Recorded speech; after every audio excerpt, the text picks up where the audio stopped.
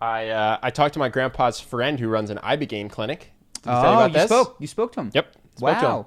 Yeah. Super interesting. Yeah, So you were reading me the placard or whatever it's called. That was different. That was Aubrey Marcus wrote about the difference between Ibogaine and ayahuasca. Okay. But this was, I spoke to him.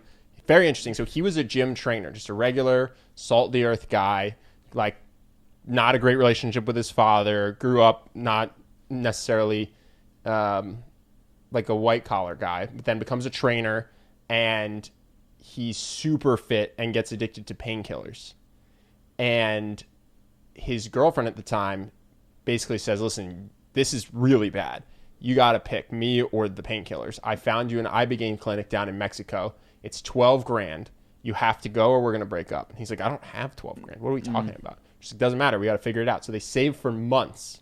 He goes down there. Well, he's still on painkillers, I presume. He's still on painkillers and he's still but he's committed working verbally. as a trainer. Wow.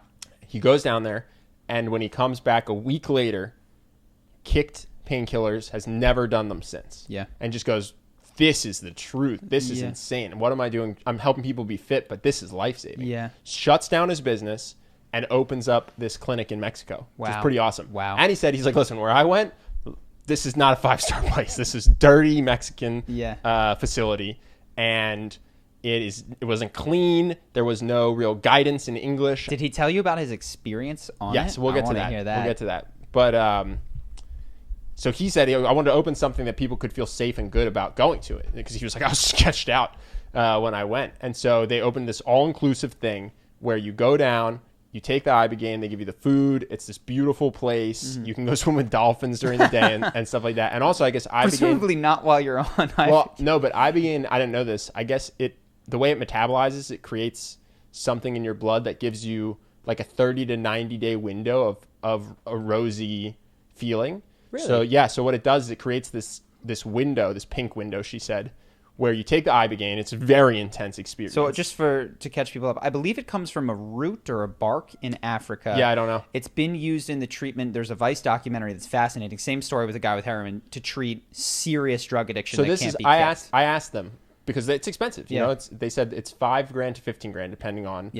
how long you have to go. Because if you've been addicted to heroin for years, you might have to go for 2 weeks. You know what I mean?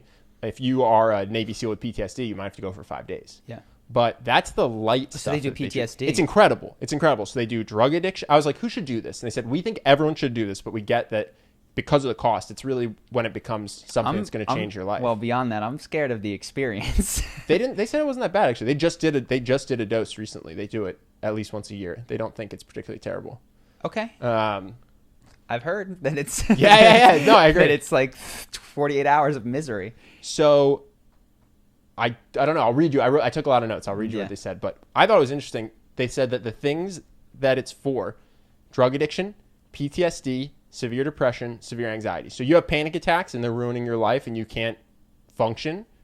Ibogaine, done. Did you ask the mechanism? I don't mean chemically. I mean, what goes on when people verbalize why they don't have it anymore? Sure. So according to them, ayahuasca creates imagery, and it's unclear what's coming from you, what's coming from a spiritual being. Yeah. It's very confusing. You don't know exactly what it is afterwards. Afterwards, sometimes you need help integrating. You need to talk to a shaman or whoever.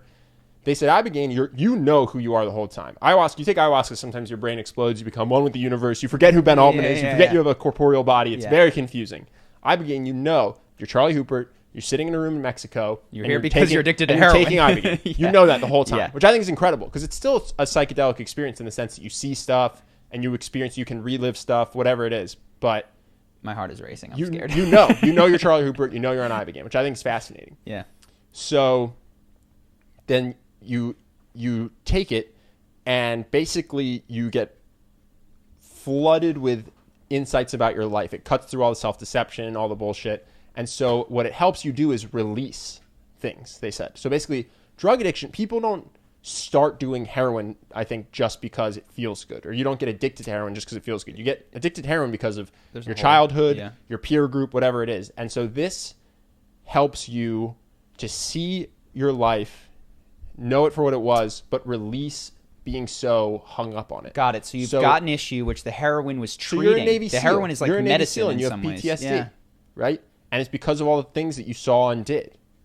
You still remember all the things you saw and did, but they don't create the trauma anymore. They don't create the symptoms of PTSD. And so you can describe what happened. None of it's blacked out, but it doesn't have the traumatic impact on you anymore. The Ibogaine helps you release that part of it, which is insane. That's crazy. Yeah, that's.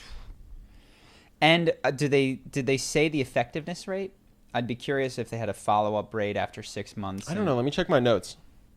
All good. That would just be a question that I would have about it. Honestly, any effectiveness rate is pretty incredible when you're dealing with heroin addiction or that kind of stuff. But I'm under the impression it's pretty impressive.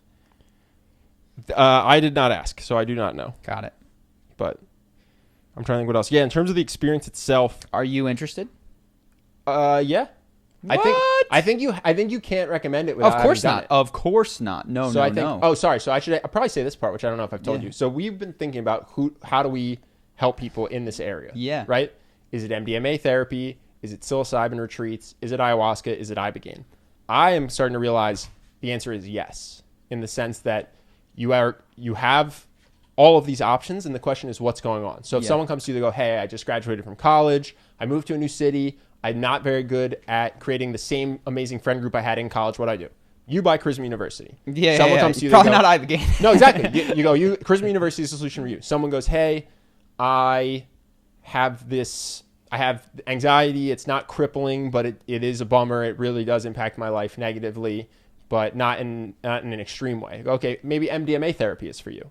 And then when people come in, still Charisma University, I mean, is the answer. It's when you get this heavy stuff. Yes. Then someone comes in, they go, hey, I was horribly abused as a child, or I was brutally raped, or I was a Navy SEAL and I have PTSD, or I'm addicted to any sort of drug. Then you go, okay, we actually have something for you in this product suite. And it's a week, and then you're done. And it's you go to Mexico and you take Ibogaine with these people. So that's what I'm starting to realize. If your only goal is to take people from wherever they are to better, to life improved, better relationships, happier, healthier, I think it's, tell me about yourself, and then I'll tell you what I have. I don't think it's everyone has to do Ibogaine. Everyone should do MDMA therapy. Sure. So it was incredible. It was incredible to hear about. I would love to talk to him. I'd love to check it out potentially. Yeah, what sucks is I don't think my life circumstances necessarily mean that I have to do Ibogaine, but if we're going to recommend it, we do have to do Ibogaine. Well, and for anyone who's watching, it's like, oh, why does that suck? Apparently, it's pretty intense. You are awake for 24 to 36 hours. Now, what they said, which is interesting, they're very medically up on it. They have someone monitoring you. Their facility, they'll only have 4 people at any one time. So you have a lot of come here, sweetie. Tools at your disposal. And so they'll say if you are struggling to sleep afterwards, you'll take it in the morning. They can actually help you get to sleep at night by just monitoring what's going on in your body. So you don't have to have that. Because if you take Ibogaine, sometimes you just go on a 3-day, like, oh, I haven't slept in 70 hours. Journey of pain, man. So they're like, we kind of figured out how to get around the worst parts of it. But darn. I knew that when I heard the words Ibogaine and I watched the thing, I was like, I'm going to have to do this one day. Not because I was addicted, but because of the incredible power that it had. And I didn't. Until I talked to these people, I was like, I'm never doing this. And I didn't think it was going to be soon.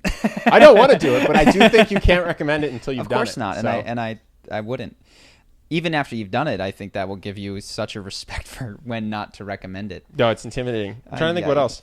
Oh, it's interesting. It's much more internal experience than ayahuasca. Yeah. So they block your eyesight and they put nondescript music in, so you can't really hear your surroundings. Does your heart race when you get this? Because I've had enough bad eye experiences. No, challenging. Where when I hear about psychedelic experiences, my heart races. No, I don't get that.